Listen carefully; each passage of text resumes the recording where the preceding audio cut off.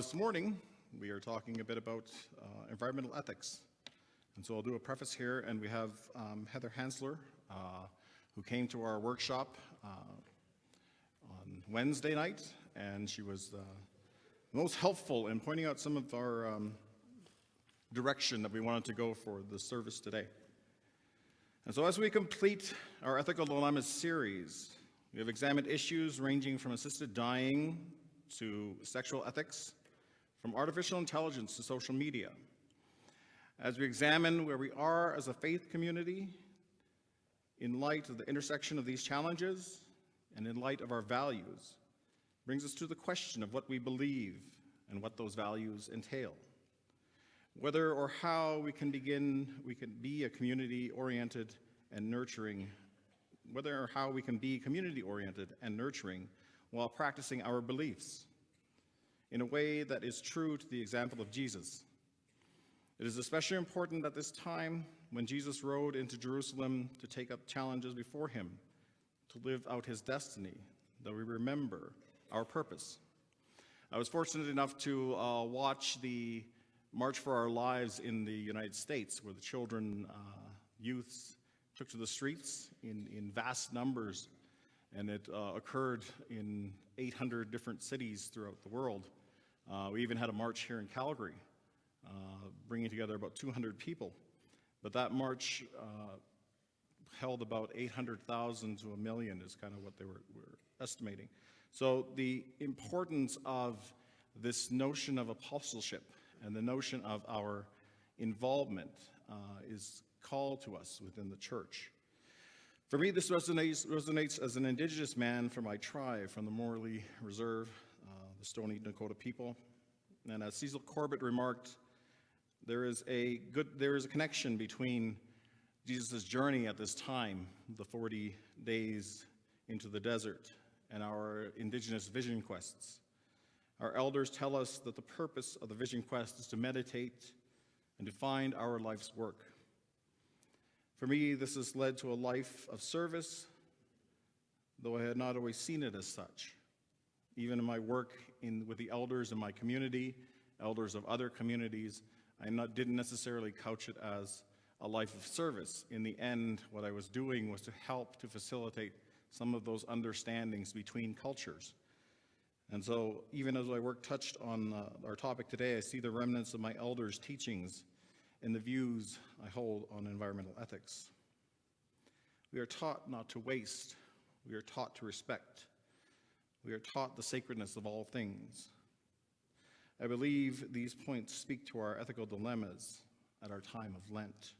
To remember, this is a time of reflection, a time of questioning, a time of reorienting ourselves in the world and taking part in a new ministry.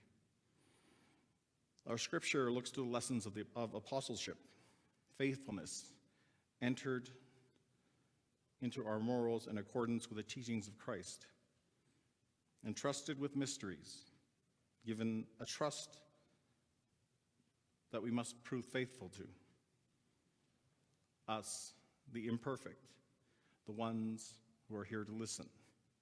I was recently at my uncle's 90th birthday, and he told us, the group of the family assembled, talking about the importance of the lessons that he had learned. And he said that my grandfather, so his grandfather, my great-great-grandfather, had told him that in all things with God are possible, and that when you hear people talking of God, go and listen, because you will inevitably learn something. And so those he passed on to us as teachings from our ancestors. Our people were converted back in the 1840s and have been practicing our traditions. On this Good Friday, I'll be going back to Morley after our service here and participating in a fast. And then we have our feast after we end our fast that day. And that's in commemoration of the sacrifice we give. And so as we see that the wider church has Lent, we have our fast as sort of that remnant of that. This extends to our lives. With finite water and supplies, we must learn to work together to have a livable environment in the future. Indigenous people customarily think in terms of 7 generations ahead and 7 generations behind to get an idea of scope and impact. This comes from years of living in a stable environment. As our climate changes, so too do the rules around our beliefs. Weather extremes and seasonal changes hamper our environment and the animals within it. In our time, we are seeing the rapid extinction of more and more animals, such as the northern white rhino, whose last living male died just this week. And we tend to think that technology and science can provide us workable solutions. They had saved some of the sperm from the rhino, and now they will use that to continue on the species. But there isn't always a solution. What we need to look at are some of our behaviors and some of our morals and how we interact with our environment.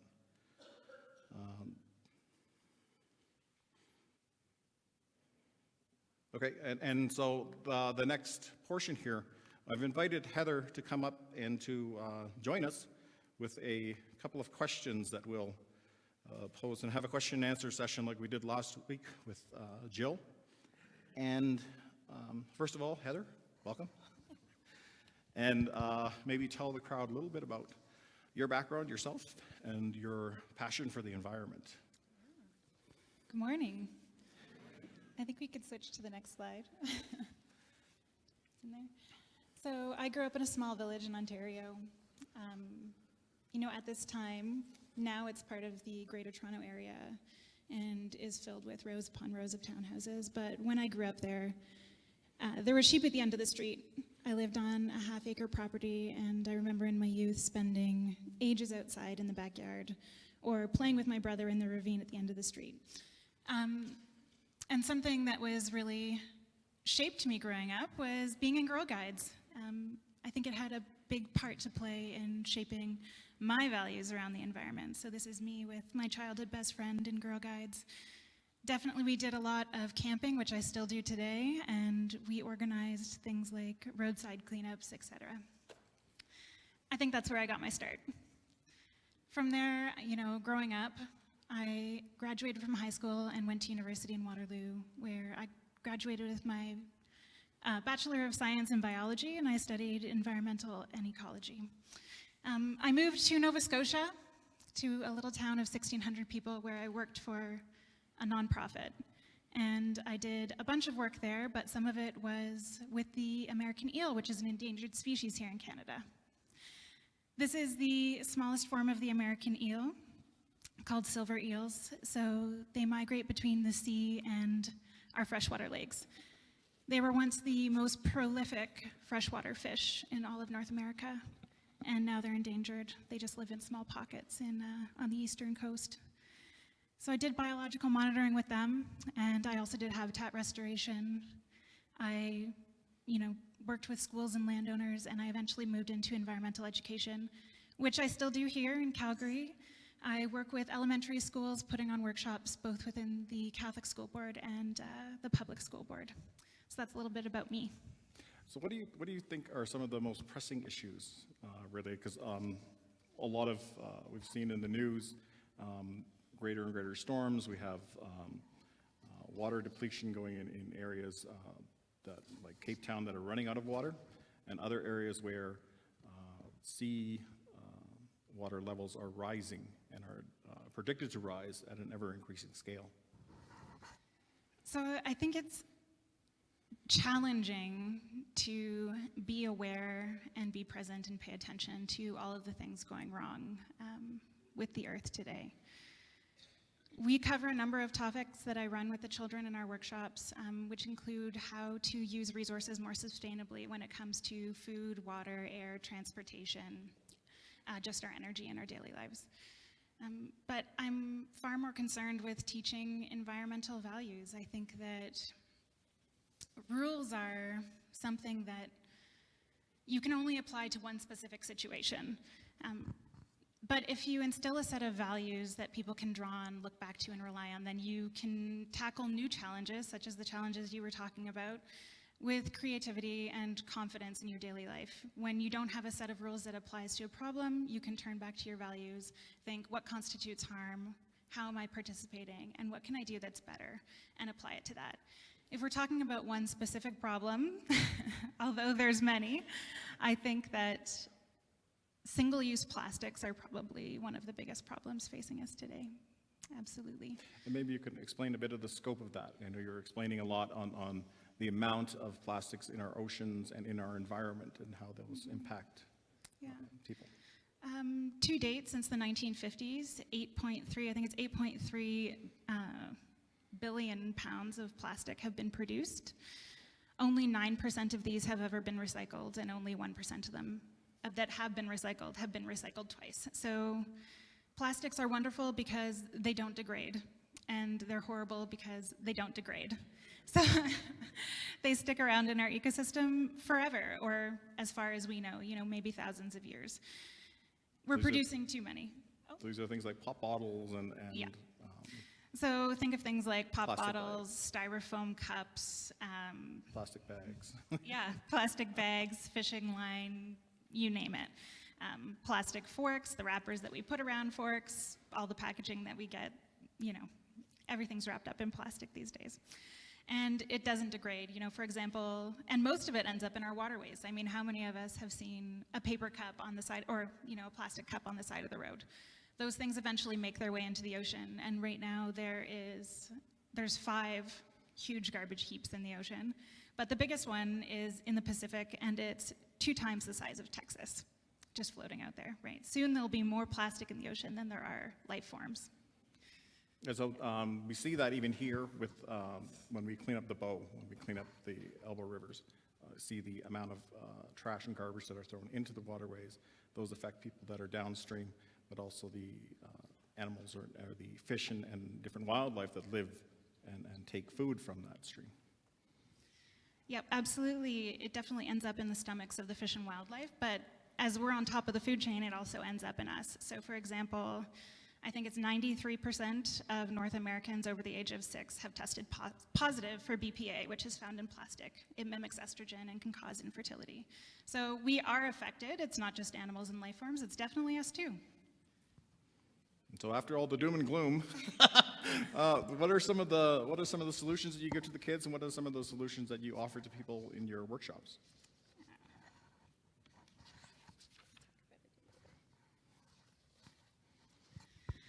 So I don't think there's any one solution.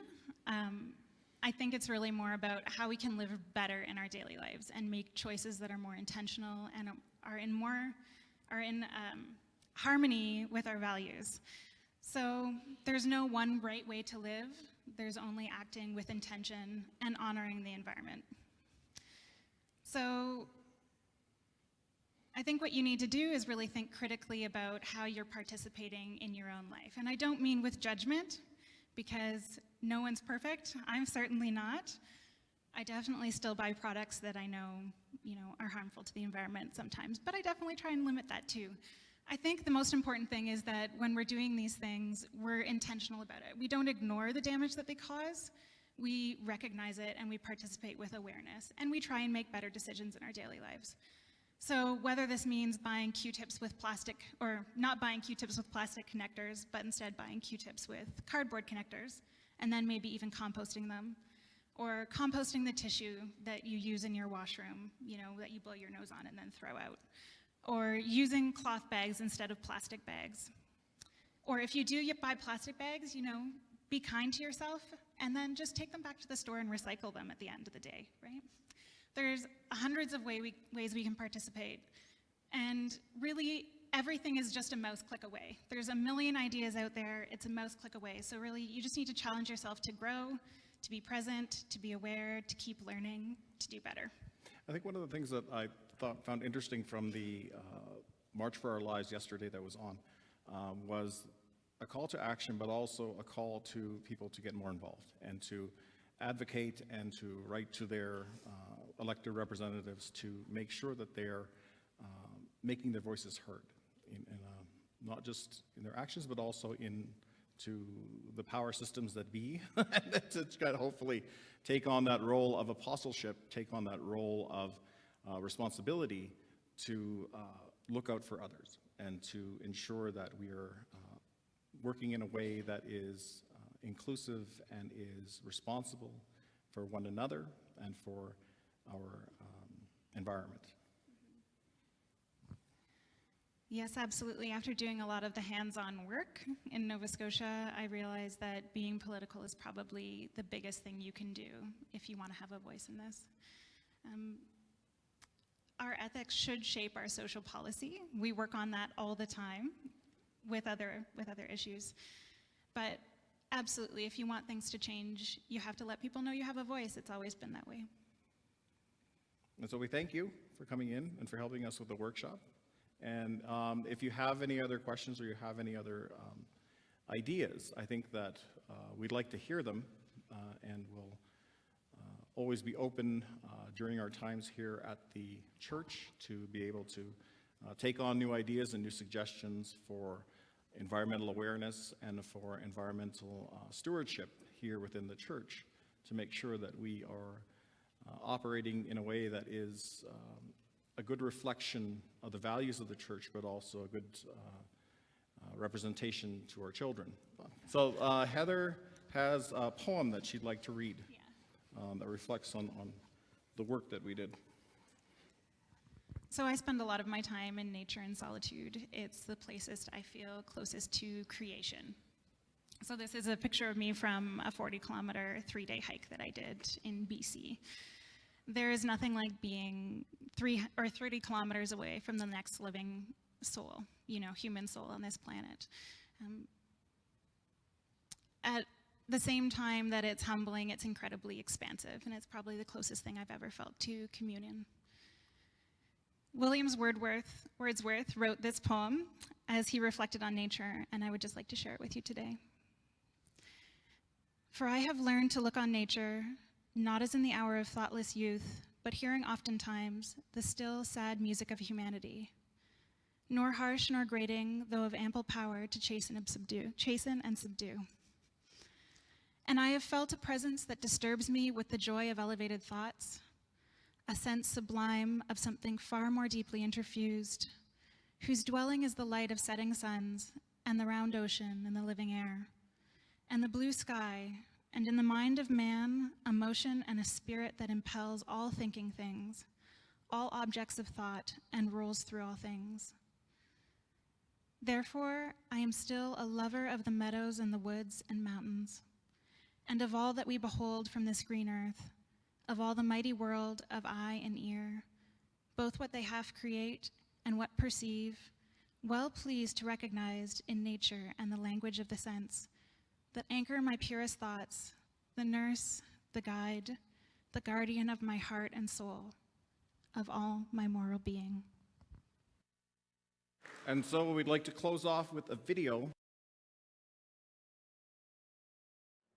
There's something I need to tell you. This relationship isn't working. It isn't good for me.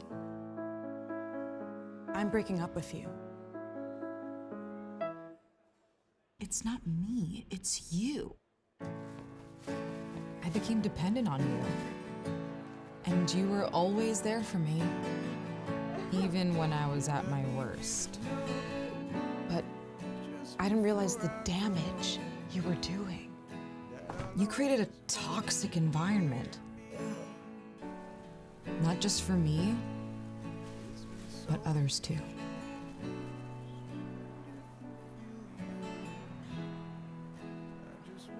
You were suffocating me. We're just no longer compatible. Also, there's one more thing. I met someone else. I'm respected in public. I'm making friends. I feel like I can breathe again. That's how I deserve to be treated. 我们书店结束了。哦，动 तुम फिर से कभी नहीं मुझे दुख दोगे। Ni siquiera te necesito. Parce que j'ai une autre option. And it's a healthy relationship.